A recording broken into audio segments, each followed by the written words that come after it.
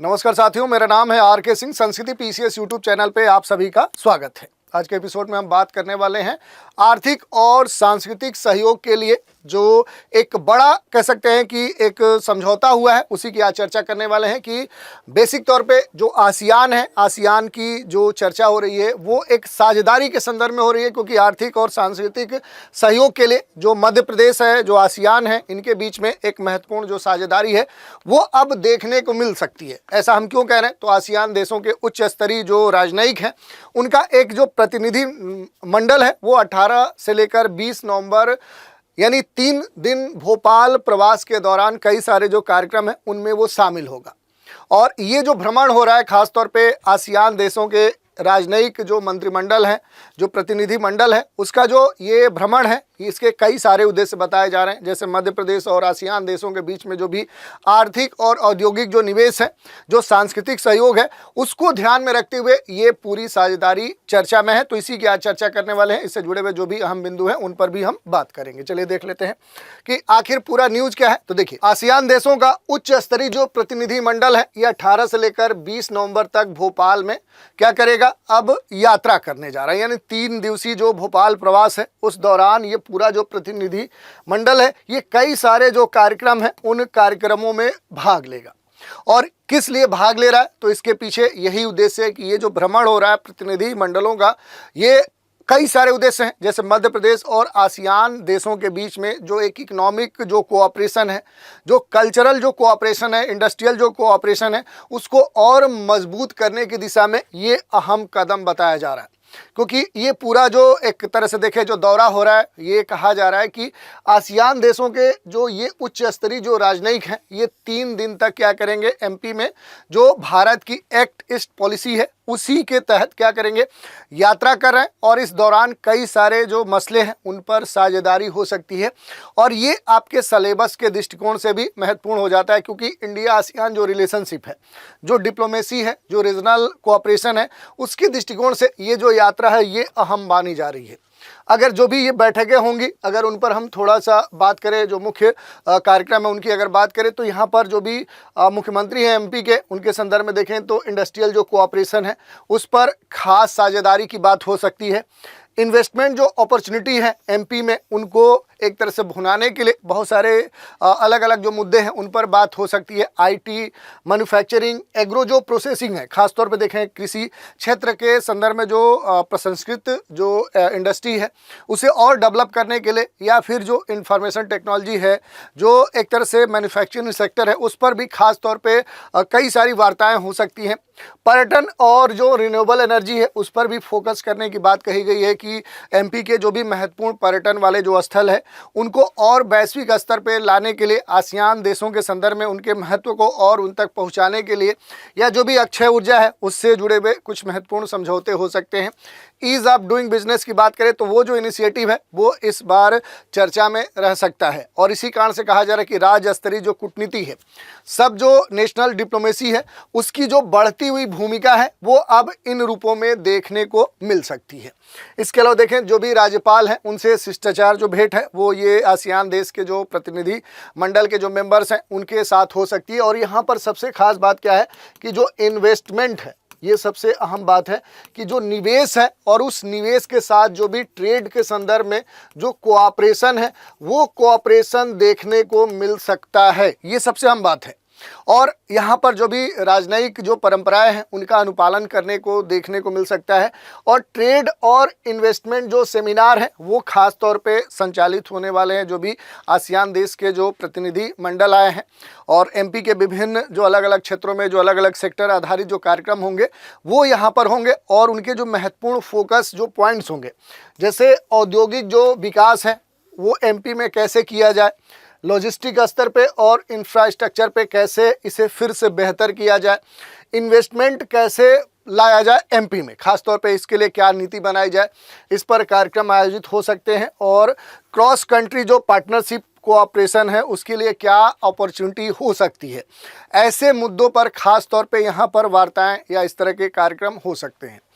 ये जो पूरा एक तरह से देखें जो यात्रा या ये जो कह सकते हैं कि यहाँ पर प्रतिनिधि मंडल आए हैं एमपी में, इनके सांस्कृतिक और विरासत भ्रमण के तौर पे देखें तो जो भी प्रतिनिधि मंडल है वो जो भ्रमण करेगा वो सांची या भीमबेटका है या फिर इंदिरा गांधी जो राष्ट्रीय मानव जो संग्रहालय है वहाँ पर जा सकता है, ट्राइबल जो म्यूजियम है वहाँ पर ये पूरा जो प्रतिनिधि मंडल है वो एक तरह से पर्यटन के स्तर पे घूमने जा सकता है। और वहाँ पर इसलिए ये अहम माना जा रहा है कि इससे भारत की या जो एमपी है उसके स्तर पे जो सॉफ्ट पावर जो डिप्लोमेसी है वो खुलकर सामने आती है और ये भारत के पक्ष में अहम हो जाती है, क्योंकि भारत का जो इस समय पूरा जोर है वो सॉफ्ट पावर डिप्लोमेसी पर है। और इसके तहत आसियान देशों के साथ जो भारत के संबंध हैं उसको और बेहतर करने का जो प्रयास है वो इस आसियान प्रतिनिधि जो मंडल है उनके साथ करने का प्रयास किया जा रहा है। और सांस्कृतिक स्तर पर जो भी टूरिज़्म है, जो पर्यटन है, उसको प्रमोट करने की भी बात की जा रही है कि जो भी एमपी में महत्वपूर्ण जो सांस्कृतिक धरोहर वाले या इस तरह के महत्वपूर्ण स्थल हैं उनको क्या किया जाए, वैश्विक स्तर पे आसियान देशों के स्तर पे प्रमोट किया जाए। सिविलाइजेशन जो लिंक्स है वो साउथ ईस्ट एशिया के साथ फिर से जोड़ने का प्रयास किया जा रहा है, खासतौर पे बुद्धिज्म के संदर्भ में या जो भी कह सकते हैं कि नौवहन या मैरीटाइम जो रूट्स हैं उनके संदर्भ में ये खासतौर पे देखा जा रहा है। और इसमें सबसे अहम जो बात है कि भारत की जो एक महत्वपूर्ण पॉलिसी है वो एक्ट ईस्ट पॉलिसी है।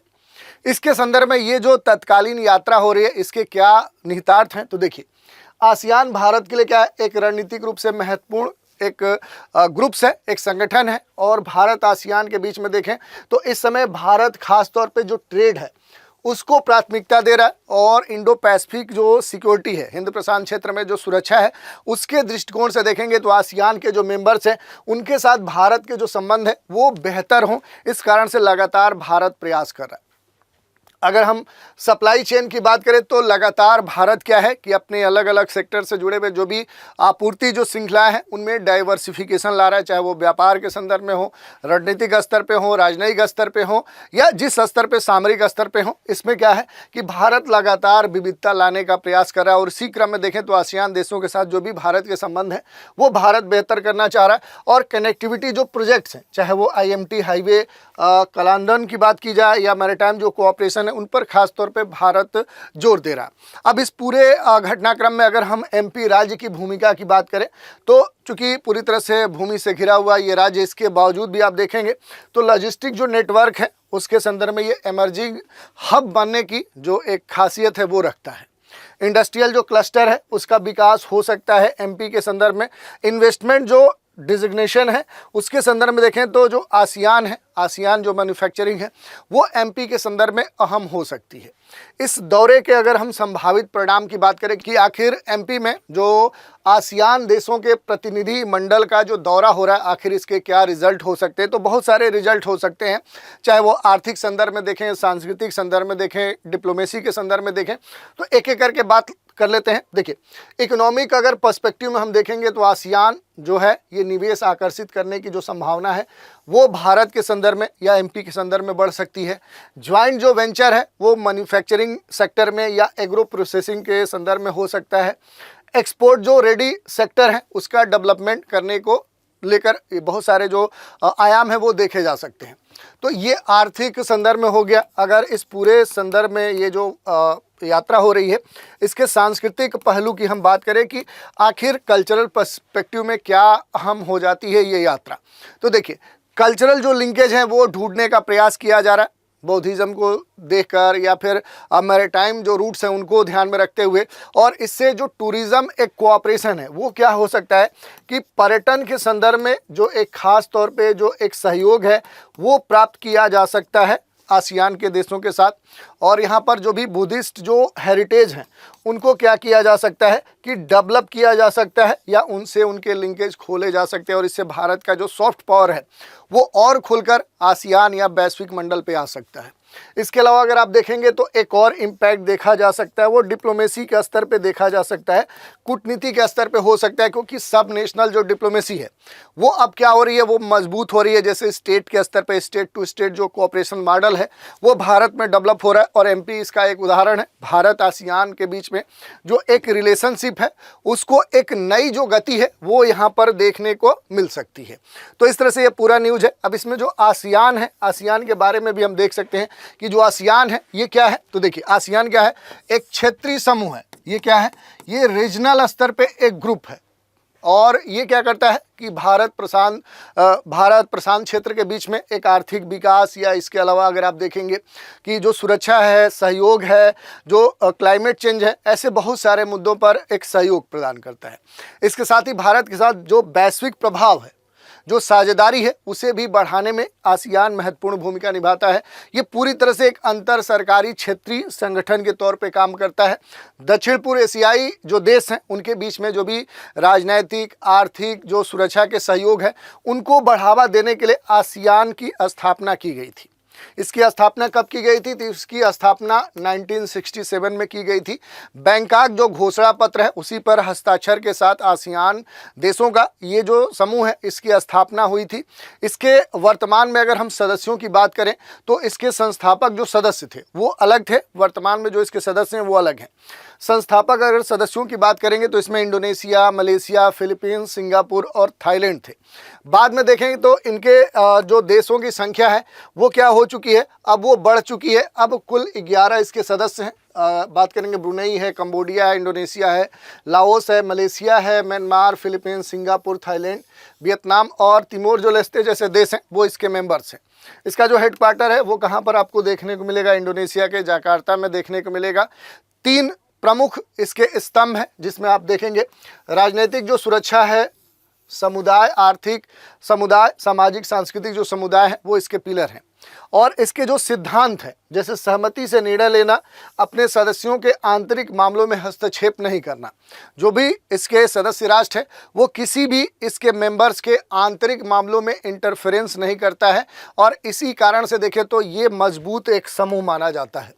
आसियान के जो भी मौलिक सिद्धांत हैं जैसे प्रत्येक राष्ट्र का अपना क्या है, संप्रभुता है, समानता है, क्षेत्रीय सीमाओं पर या विशिष्ट जो भी उनकी राष्ट्रीय पहचान है उसका एक दूसरे जो देश हैं वो सम्मान करते हैं। प्रत्येक राज्य को बिना किसी बाहरी दबाव या प्रभाव या नियंत्रण के स्वयं को शासन करने का अधिकार ये समूह प्रदान करता है और एक दूसरे के आंतरिक मामलों में कभी भी ये हस्तक्षेप नहीं करते हैं। शांतिपूर्ण तरीकों से मतभेदों या संघर्षों का क्या करते हैं, समाधान करते हैं। या फिर इसमें देखें तो आपस में जो प्रभावी सहयोग है उस पर जोर दिया जाता है। तो ये आसियान के बारे में कुछ बेसिक जो जानकारी है वो हमने देख लिया। इस टॉपिक पे बहुत सारे प्रश्न पूछे जा सकते हैं, चाहे वो IR के हों, कल्चर के हों, इकोनॉमिक आपका जो पेपर 3rd है उसके संदर्भ में। तो देखिए आपके ये प्रश्न आप देख सकते हैं, इन पर प्रैक्टिस भी कर सकते हैं। इसके अलावा इस पर एक ऑब्जेक्टिव प्रश्न भी हम देख लेते हैं, जैसे निम्न में से कौन सा स्थल यूनेस्को वर्ल्ड हेरिटेज साइट है? सांची, भीमबेटका या फिर ओमकारेश्वर या इंदिरा गांधी मानव जो संग्रहालय है, इनमें से कौन यूनेस्को के वर्ल्ड हेरिटेज साइट में शामिल है? तो इस प्रश्न का उत्तर आपको हमें कमेंट के माध्यम से देना है। तो आज के एपिसोड में इतना ही। आप सभी हमारे साथ बने रहें, इसके लिए धन्यवाद।